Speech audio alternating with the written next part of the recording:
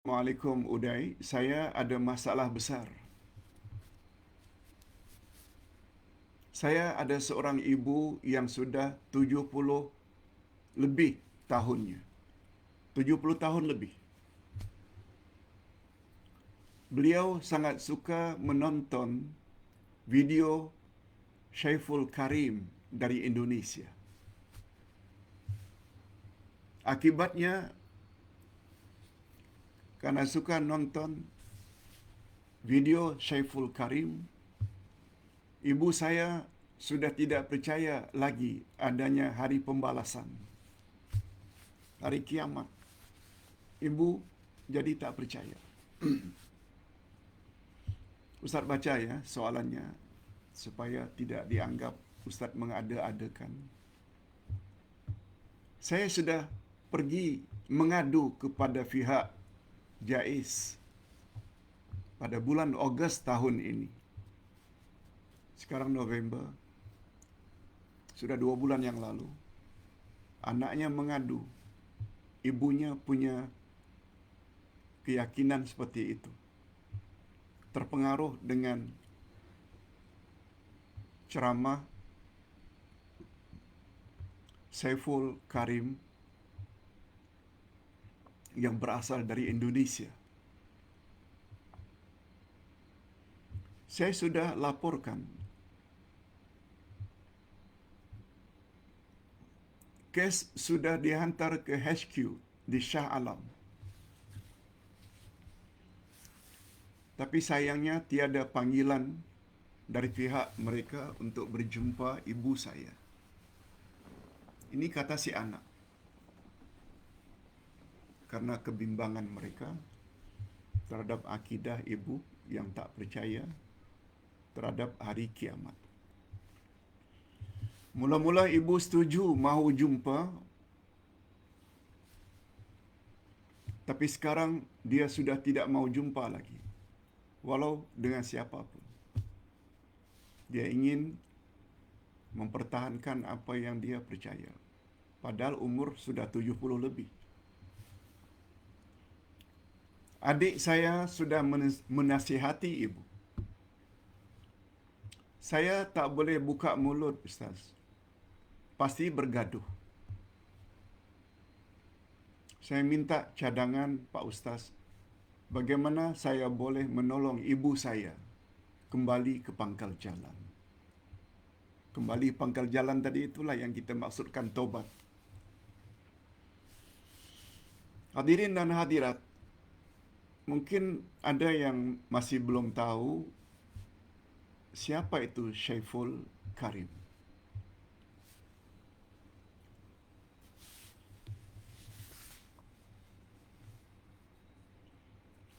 Namanya bagus. Saif itu pedang. Karim itu mulia. Pedang mulia. Tapi sayangnya dia telah gunakan pedangnya untuk menyesatkan orang. Beliau bukan punya latar belakang agama. Antara lain, mengapa Majlis Ulama Indonesia isytiharkan ajaran Syaiful Karim ini sesat? Sesat. Bukan Ustaz yang menilai ya. MUI, Majlis Ulama Indonesia. Kalau Malaysia kan ada Majlis Ulama Malaysia. MUM. MUI, Majlis Ulama Indonesia.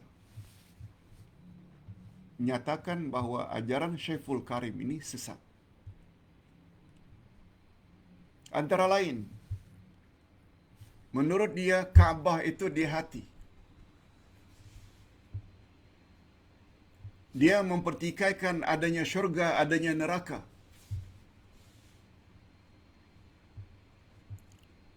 Dia sangat anti dengan ustaz-ustaz yang menakut-nakutkan katanya umat dengan neraka. Dia tak setuju. Yang paling berbahaya ini, dia tafsirkan surat Al-Qari'ah. Mal Qari'ah. Wama adraka mal Qari'ah. Nampak sangat kejahilannya.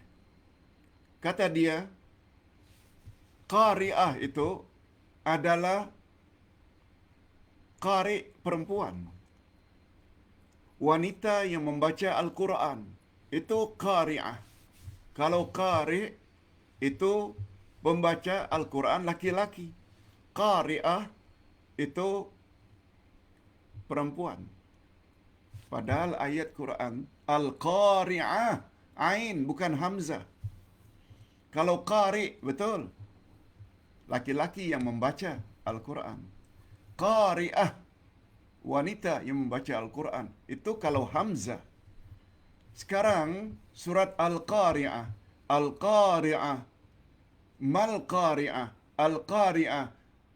Apakah itu Al-Qari'ah? Wama adraka mal Qari'ah. Tahukah kamu apakah itu Al-Qari'ah? Yauma yakunun nasu kal farashil mabthus.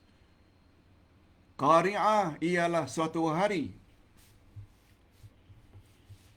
manusia bertebaran bagaikan kelakatu. Wa takunul jibalu kal ahnil manfush. Pada hari itu gunung ganang berhamburan bagaikan kapas.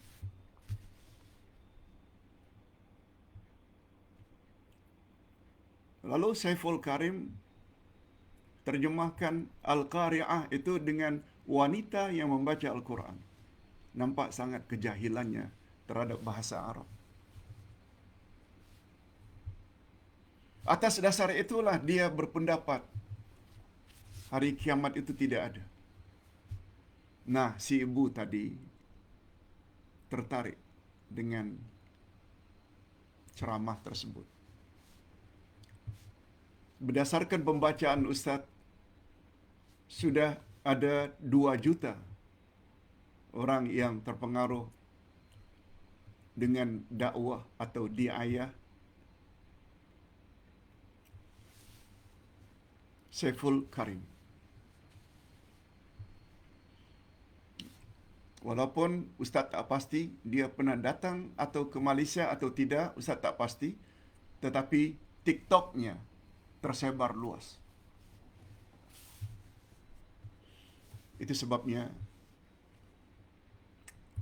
kalau ingin tahu siapa itu Saiful Karim, sila cari di Google. Siapakah Saiful Karim akan keluar. Lengkap dengan ceramah-ceramah. Memang omongannya itu sedap saja didengar. Tapi sama sekali tidak berasaskan Quran dan Sunnah. Kita yang berpahaman Ahlu Sunnah wal Jamaah adalah menjadi keyakinan dan i'tiqad kita. Al-jannatu haq. Syurga itu benar. Wan naru haq. Neraka itu benar adanya. Wasiratu haq. Titian siratul mustaqim itu benar. Wal hisabu haq. Hisab, perhitungan amalan itu benar. Al-mahsyar haq. Adanya padang mahsyar, berhimpun manusia pada hari kiamat juga benar. Oleh sebab itu, bila ada orang yang tidak percaya adanya hari kiamat, itu bermakna rosak imannya. Sebab semua kita tahu, beriman pada hari kiamat adalah salah satu daripada rukun iman yang 6. Iman pada Allah, iman pada malaikat, iman pada Rasul, iman pada kitab, iman pada hari kiamat, iman pada takdir. Iman akan adanya hari kiamat termasuk rukun iman. Dan dia boleh membawa kepada kufur dan murtad seseorang apabila tidak percaya adanya hari kiamat.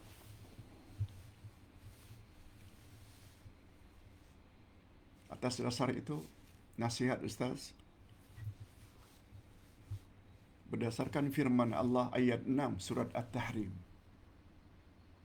Ayat 6 surat At-Tahrim. Ya ayyuhalladzina amanu qu anfusakum wa ahlikum nara wa quduhan nas wal hijarah. Orang-orang yang beriman, peliharalah, jagalah dirimu dan jagalah diri ahli keluargamu dari azab api neraka.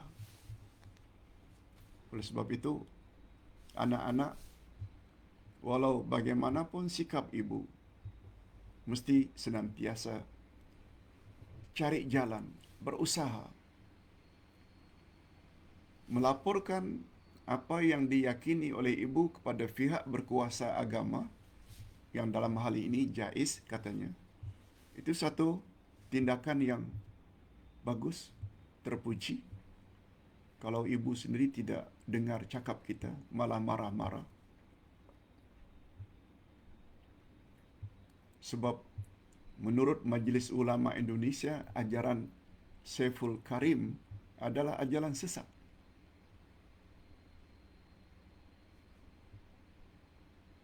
Hadirin dan hadirat rahimakumullah. Usaha. Kalau perlu, soal jawab ini nih, perdengarkan pada beliau. Seseorang boleh jadi murtad dan kafir apabila tidak percaya adanya hari kiamat.